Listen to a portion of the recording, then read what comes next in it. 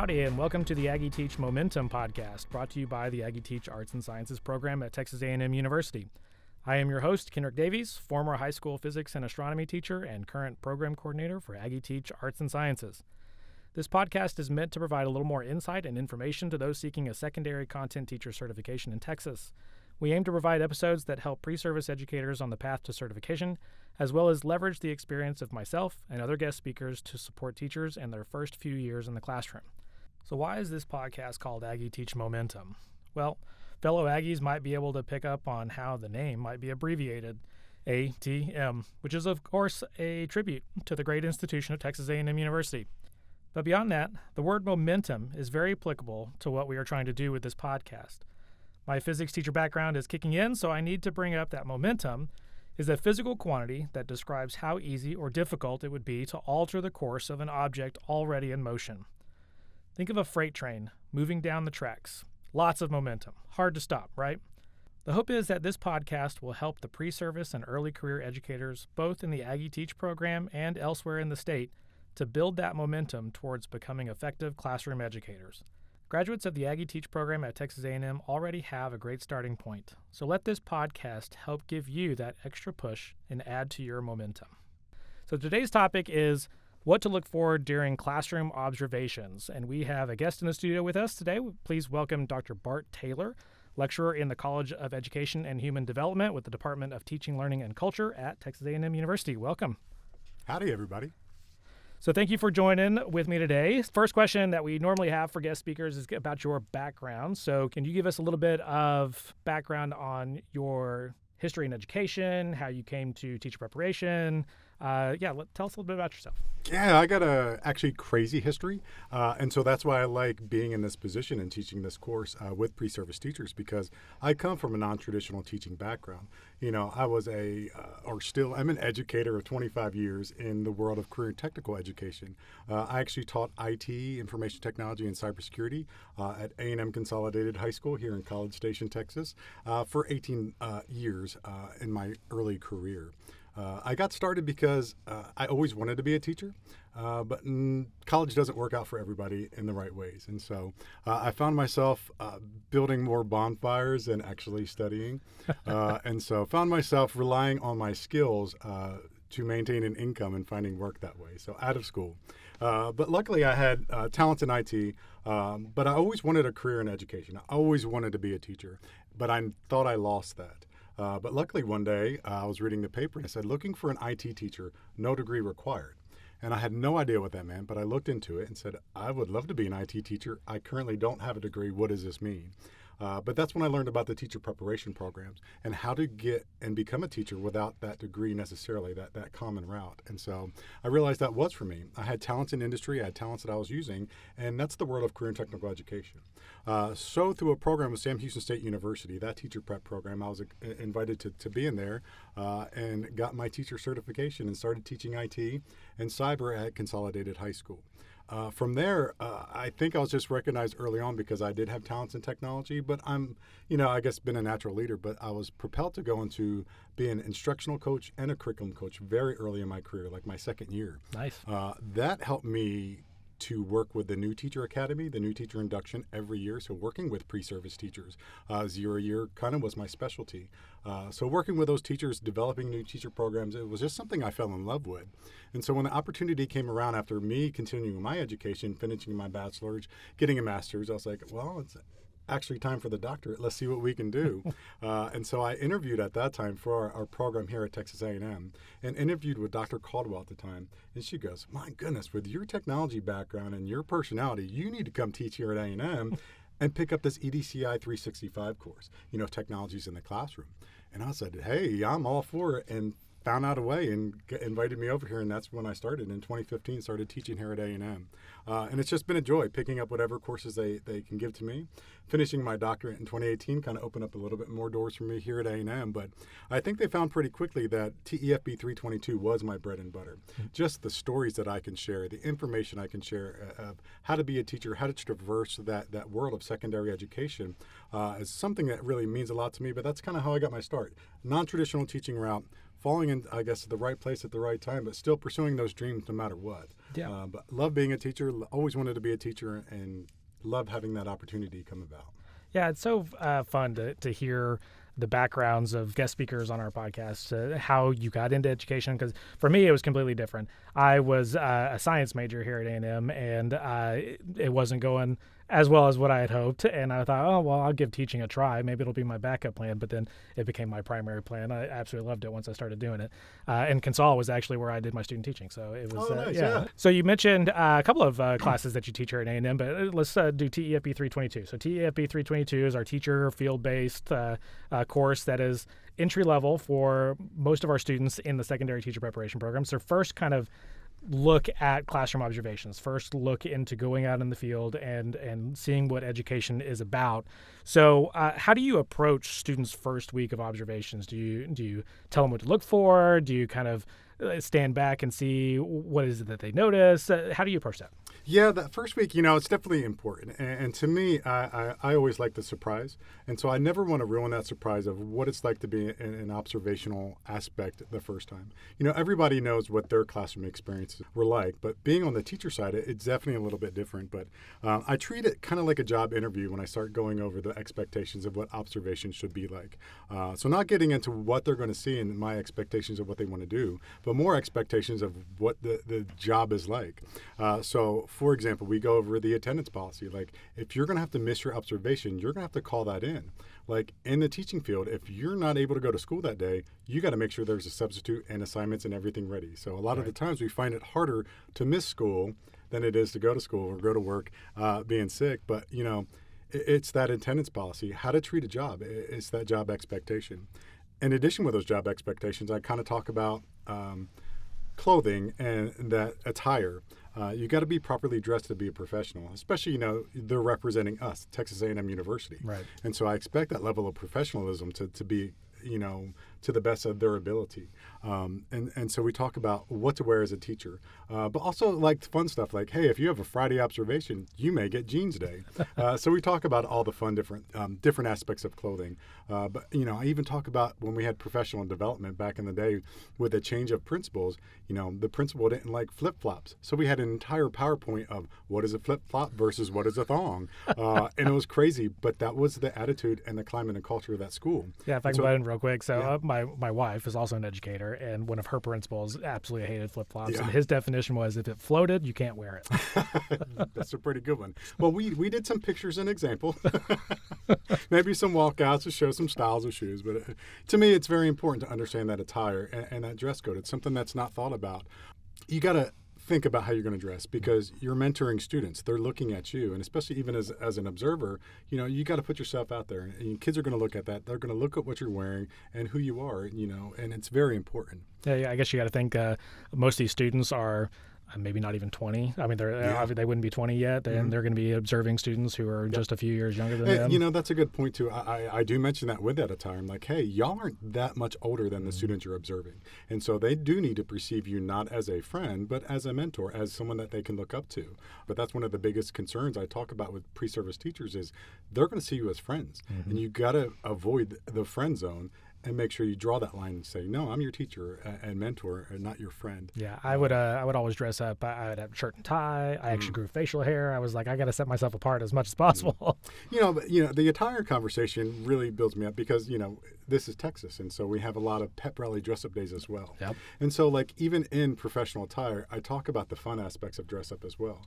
And so, you have different times during different pep rallies. There's going to be, let's, hunt down the Huntsville dogs or something. And so you're going to wear camo that day. And so, attire is very important. And so to me, it's being part of the school, developing part of that culture and that buy-in to being a teacher. I think the last thing I talk about, which is kind of weird, but I do talk about vitamins and the need to take care of your body and yourself and how to stay hydrated during the day as well. Because students are going to schools for the first time that they may not have been there and they realize, it's germ zone central. Viruses, bacteria is everywhere. And kids, even at the first week of school, they're sniffling, they're sneezing, they're coughing, they're aching already. And so when you're surrounded by that, I know we just went through a global pandemic, so we're more self-aware of that. But, just fueling your body with what it needs to maintain a good, healthy lifestyle, to be prepared for the inundation of more viruses and bacteria and just all those germs, I think vitamins and hydrating is very important. So all of this stuff is about taking care of yourself and being there for your students and making sure that you're being there in an authoritative way. So what are your top 3 things that students should be looking for when they go into classroom observations? Yeah, I definitely, I don't like to tell them what they're going to see. I tell them to just have their minds open. These are the things that they need to start observing and looking at. To me, the biggest thing is the learning environment. Look at the classroom. The classroom is so telltale of that teacher.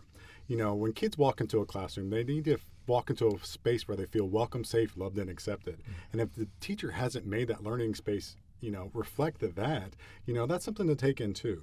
With the pre-service teachers, I also build that expectation of you're not going to go in a classroom of the best teacher of that entire school. You're just going into a classroom of an everyday teacher. And so we're all trying to be everyday teachers. And so you may get a great one, you may get a normal everyday teacher too, but pay attention to what's in the classroom. Pay attention to how they project themselves on their walls, the classroom setup, the layout. Do they change their desk styles? Are they in rows? Are they matching their teaching style to where their classroom is laid out? To me, having posters of yourself or just something that shows a little bit of your own, personality is really big for kids, because regardless if you think they're doing it or not, students are looking up their teachers every aspect. And so if they don't see who you are, when they get home that day, they're going to Google you in and out and try to find every little aspect about you. And so giving them a little bit of insight of who you are by decorating your classroom, to me, is really important. I don't expect all teachers to become some kind of, designer, an interior designer, but we need to borrow some of those ideas of interior design to bring into our classrooms. Again, learning spaces need to make all kids feel welcome, safe, loved, and accepted in those classrooms first so they can perform and learn. If they don't feel that, they're going to feel weird in the class and not do anything. And so I really stress, look at the learning environment, look at the walls, look at what, where they have bathroom passes or how they have homework turn-in areas. So just the logistics and the whole learning environment, the whole mesh of it. Yeah, logistics is a big one. If you didn't have a routine about how to turn in work or how to pass out stuff or whatever, then there's going to be chaos in the classroom. So that's a really good thing to look for. Yeah. And I say, if you see an idea, look at how they do their classroom rules and expectations. It's flattering, but take pictures of it. If you like it and it's something in your future class, take a picture of it, use it, and borrow it. We're not teachers that just covet this is my bathroom pass. This is how I do it. If it works, great. Share the idea and take it too. Right. And so, learning environments are really big on me. But really that leads into the classroom and school climate and cultures. And so to me, it's paying attention to that. As a new teacher, you don't really get choice of your observation area all the time, but you do have your choice when you graduate of where you want to work. And so looking at school climates and cultures are really important. If you're at a school that doesn't match who you are, there may be other schools out there that do. And so to me, all the pre-service teachers have all the power of choice because they can choose where they want to go work. There's educational jobs everywhere now. Yeah. And so it's not it's hard to get in that school. They want you there. And so look at the cities, look at the school climate and culture and find out, is this a place that I truly want to work? Does this match my personality? Does it match my needs? And so looking at classroom climate and culture and just an overall school district to me is really important too. But finally, it's those teacher behaviors. What's the teacher doing? How are they interacting with students? Where are they sitting? If the kids are, having 5 minutes to read something, what are they doing during that 5 minutes? If it is downtime and during an activity, is the teacher pacing the room? Are they sitting at their desk? What are the behaviors of that teacher, not just in one instructional setting, but throughout the observation, through multiple different aspects of the teaching and educational career? How does that teacher react with their kids? And so really, and even the goods and the bads. I'm you may get a dud teacher, but we need to talk about that too so we can learn from it. Yeah, I guess as an early career pre-service teacher, right, you're not going to know from experience because you don't have the experience. So you're going to only be able to see what other people are doing and being there and experiencing that. So what happens after the observation? What do you suggest to your students to be reflective about what they've seen? And you've already kind of said a couple things. Take pictures of what you like. What are some other things that students can do to help internalize the good, forget the bad? Yeah, well, we definitely make them, in this course, we make them journal everything too. And so I talk about the power of reflection. For me, I'll digress a little bit. I had an opportunity on my first 2 years, instead of doing the traditional teacher evaluation, we had an opportunity to build a portfolio. And so it was an entire year reflective process to build a portfolio of everything you did as an educator as you went. It was some of the most powerful things I've ever done for myself as an educator, is going back and looking at everything I did those first 2 years. It's so important, but reflecting on it helped me become a better educator. Yeah, I did a small scale version of that in like a coaching cycle and taking a look at just a singular lesson. So I can tell you it is very powerful. It truly is. And so to me, the reflective piece is I want them to go observe, but I don't want them to, right after the observation, to sit there and write down that reflection. Let it sink in, let it absorb. Think about what you actually just saw, and then the next day or hours later or later in that week, write that reflection down. And I tried to take off those crazy expectations of the reflection. Like, I'm not going to check for grammar. I'm not going to check for spelling. You don't have to cite sources. It's a reflection. Just be honest with yourself and write down the words and truly write about the experiences you saw. All the things I tell them to look for, write it down in that reflection. But the beauty is, like, after each observation, we write down a short reflection about it, but we revisit after 3. And so we do meta reflections throughout. And so that meta reflection, I want you to say, revisit those first 3 weeks. Think about the things that we talked about in class and some of those stories that I shared, and let's link those two together. So when I talked about school finance and those needs of the institutional building and what you're seeing in this room, how does those educational finances translate to the building that you're in? How does that translate to the number of students in that classroom? And so reflecting, but now tying in those things that we're talking about in class so they can pull it all together. Yeah, I can see how that could be really powerful for students. They see, they observe, they write what they like, what they don't like, how it made them feel, and then you're adding on the layer of, well, here's the reason why we have some of the things that you're seeing from a school finance, from a school policy, from a state policy, all that stuff. So I can see how that can make the reflections more powerful about what it is that they want to see in their future career. Yep. Of course, observations are just that, right? You stand back, you watch, you learn. But we know as a teacher, experience is really the best way to become a better teacher.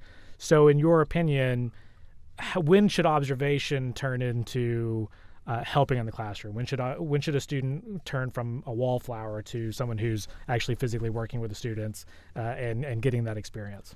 Yeah, I encourage students, for me, I want them to jump in as early as possible. But that's my personality, and I understand that. I understand that is who I am in my learning aspects, in my learning styles. I like to jump in and go. But I know all students aren't like that. That's what we teach. And so once they get comfortable, I try to encourage them to ask and talk to the teacher and ask those questions. Like, how could I help? Here are some of my strengths. This is something I could do. But if they're not ready for that, sit back, first couple of observations, and look, and then we'll talk about it, and then we can maybe make a plan on how we can incorporate you in. But to me, it's really important to jump in, ask how you can help, how you can get involved. Can I grade a little paper? Can I write can I look at the lesson plan and maybe get some feedback on it? Or could I write the next lesson plan? Something to get engaged with that teacher, to ask for a little bit more. I think sometimes when the teachers get students that are in there, if they've never had one in there, they're not sure how to use them. And to me, it's not using them. It's the opportunity to engage that student, the observer in education, to say, this is what the job is actually about. I'm all about the transparency in this course because I don't want to build up a career that they get there and they don't realize, oh, this is not what we learned. Right. I'm 100% transparent about everything that's there. And so I think that's why getting in and jumping in is really important to me. But I understand that's not everyone's, style.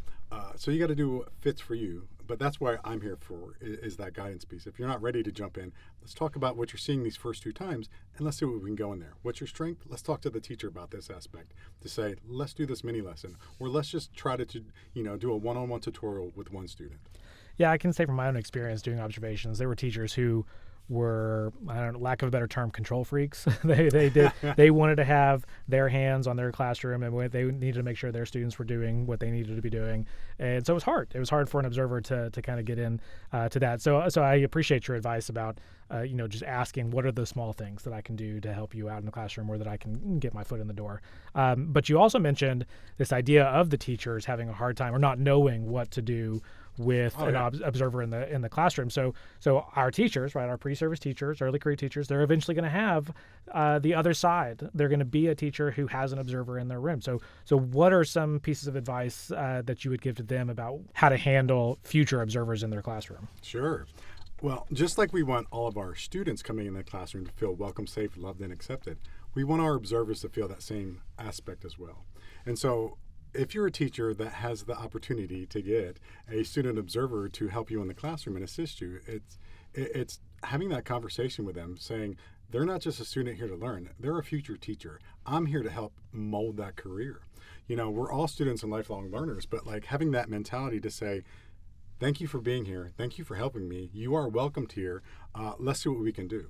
But have an honest, transparent conversation with them and say, what are some of your strengths? What are some aspects you want to work on? Maybe you're not good at writing lesson plans. Maybe you just want to get up there and teach. So maybe we structure that lesson the next time. And so have a conversation with them. What do you want to get out of this observation? What can I help you learn? What can I help you build confidence in, or what can I help you overcome? And so it's having honest conversations with the students to say, what do you want to make this observation like, and what can we do together and see where we can intersect to make this the best opportunity that's there for the kiddo.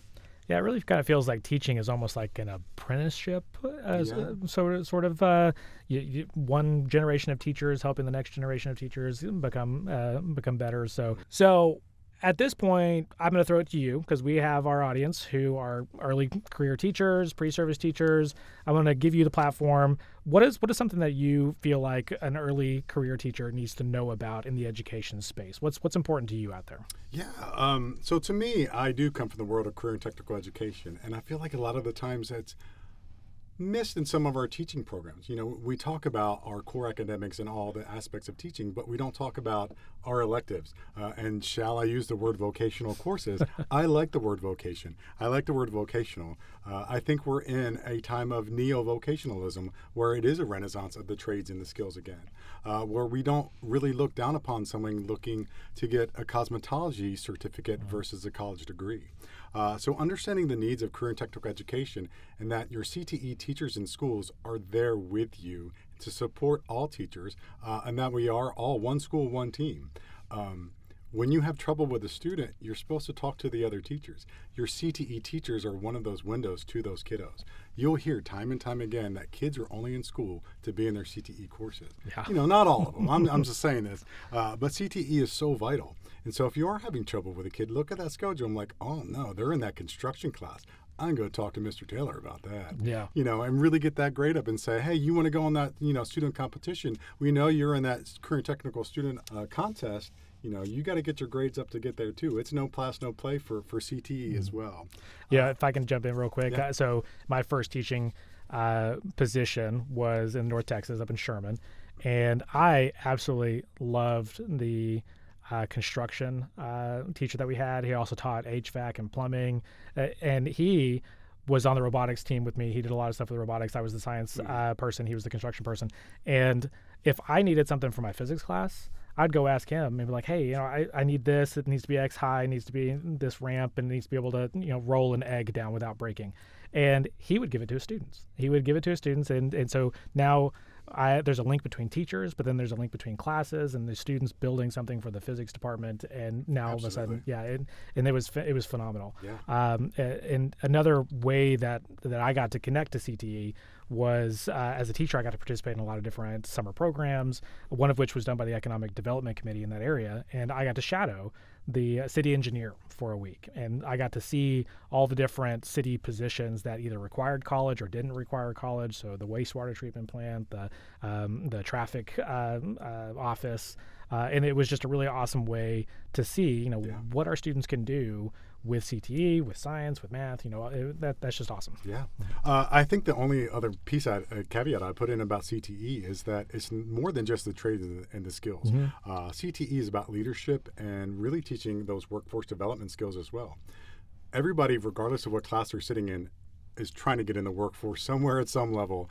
So those employability skills are truly important. And so even just coming to class on time, those tardiness, a lot of those soft skills or really essential work skills are taught in CTE and reinforced in CTE. The idea is we understand welding is an important program that's out there, but we also understand a kid can't weld the entire life. So that's why leadership is so important in career and technical education, because we want to give them the skills to join that skilled and trade workforce, but also to progress in management, because they're not going to be able to be a welder on the floor their entire life. that's physical. That's going to give out at some point. So they need to have those leadership skills and those essential skills to help propel their careers as well. So CTE is a whole wonderful world that's out there that everyone needs to learn about. No, it's great, and I completely agree with you. I don't think it's talked about enough, and even in the campus setting, as an early career, I don't know if I knew much about it, and it was only with the interactions with other teachers that I got to learn a little bit more about that. So, and that is all the time that we have today. Thank you, Dr. Taylor, for being a guest today.